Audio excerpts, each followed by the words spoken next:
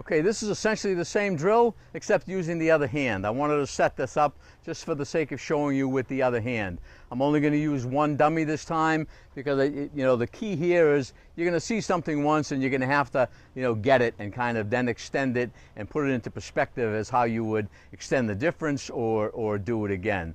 If you're only going to use one dummy, I would pick their favorite one again because that's just going to help them do the drill.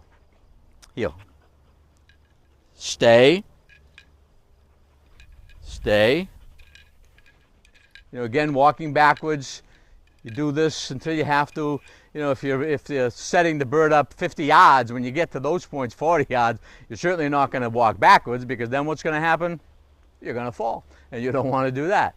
So sooner or later, you'll be able to walk away from the dog with your back to the dog. But when the dog is young and just starting, you want to catch her mistake correctly. And they're going to make mistakes. They're going to try to follow you at the beginning. They're not going to just sit and stay and think everything is hunky-dory at that point.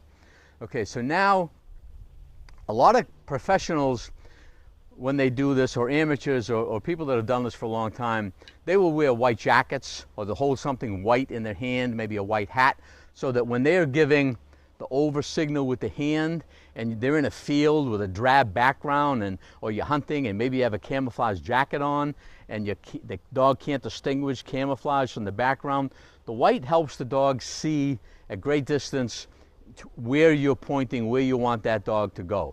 I used to carry a white hat out in the field with me. I don't do that quite often anymore because what I do with overs anyway, I will accentuate the command with my body. I'm going to give Ember an over command with my arm, but I'm also going to move my body in that direction.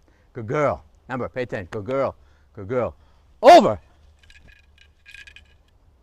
Good girl. Good girl. Good girl. Stay. Good girl. Good girl. So doing that, I think, helps. Anything you can do to help the dog see what you want it to do in these type of commands is going to be helpful.